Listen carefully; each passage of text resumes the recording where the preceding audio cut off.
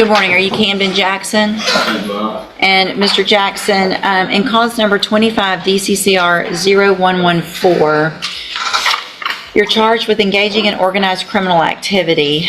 Ms. Perazo has filed a motion to withdraw as your attorney. And so you have any opposition to me allowing her to withdraw?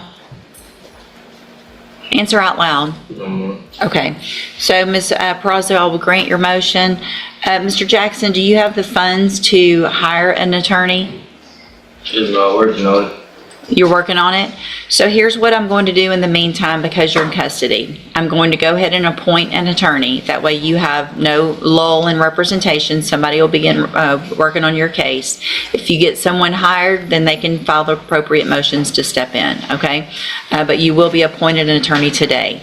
Now, before I send you back to the jail, I want to talk to you about this stack of incident reports that I have of how you're behaving in our jail.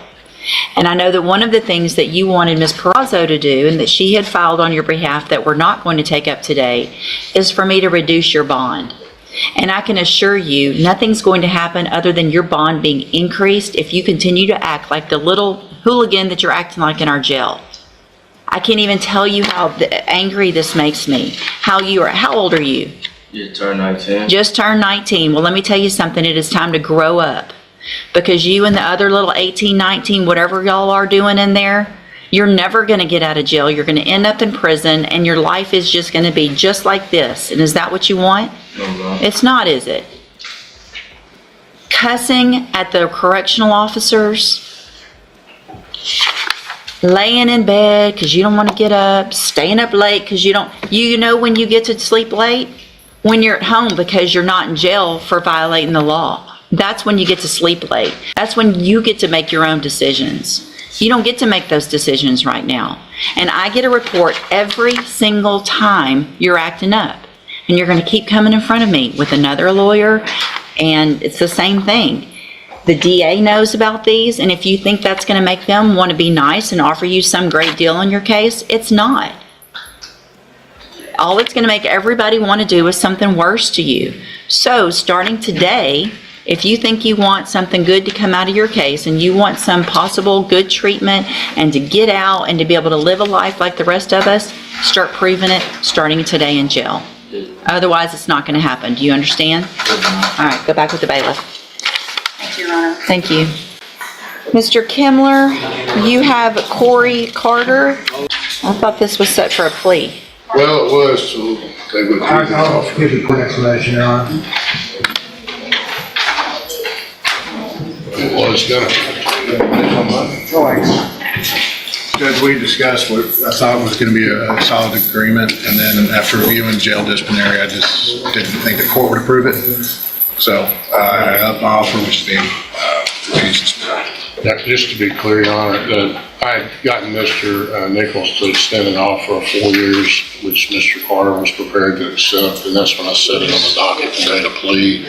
I was contacted by Mr. Nichols yesterday and advised that he was withdrawing that offer based upon the jail write-ups, which I've been provided with, and that the offer was now 6 years and with a 7-year cap, and Mr. Carter previously refused 5 years, so I did another refusal.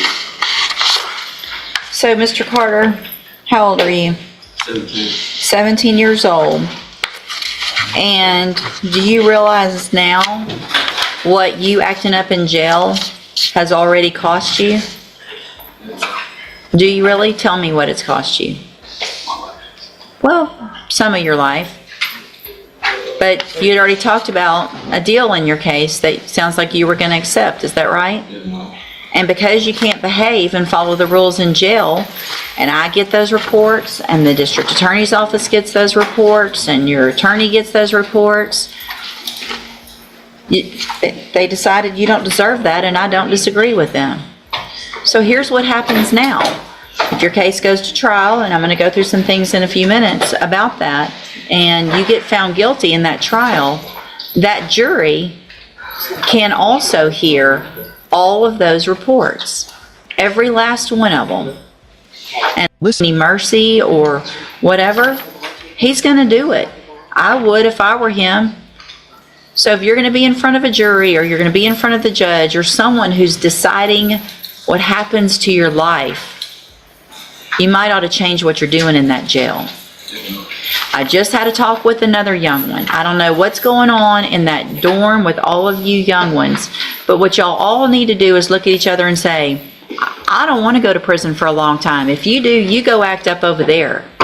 And man up and say, I'm not going to behave like that. Because you're a man now. And you're in felony court. You don't feel like a man. Your brain's probably not functioning like a man. But you are in felony court like every other grown-up man. And if you make kid decisions and think that horseplaying and treating the people that are trying to work there the way you are is going to get you anywhere, it will. It's going to get you in there longer. Does that make sense? So what you're charged with is the third-degree felony offense of deadly conduct discharging a firearm from October 13th of 2024. And what that means... Judge, I'm sorry to interrupt again. Yes. He has a juvenile adjudication, which he is actually on parole for. Felony conviction. And it's a felony conviction. My understanding, and I need to file the proper notice, my understanding is that can be used to enhance him to a second degree. Includes him from maybe getting probation from a jury. I need to make sure I vet that out through the family code. Okay. But my understanding is he's looking at a possible second-degree punishment range. Do you agree with that? It's a hybrid situation with the prior juvenile felony conviction. I think that Mr. Nichols is correct that it precludes, or it does not preclude him from having to be eligible for probation from a jury. However, it will enhance the punishment range Okay. from a third degree to a second degree. So, Mr. Carter, what that means is that if you go to trial and a jury finds you guilty, and they find that that previous adjudication took place and was true, that you were adjudicated as a juvenile of a felony, that means that jury can sentence you anywhere in the range of punishment of a second-degree felony instead of a third, which is between 2 years and up to 20 years in prison. Do you understand? And I have a plea bargain rejection that you've signed with Mr. Kimler that shows that the district attorney's made an offer, if you wanted to enter a plea of guilty, for a 6-year term in prison or for a 7-year cap to me. You have every right to reject that offer and have your case set for trial. We've talked about all that. Do you want to reject that offer and have a jury decide? Okay, then we'll get your case set on the trial docket as quickly as we can. Again, don't get over there and forget what I told you today. It's very important. Do you understand?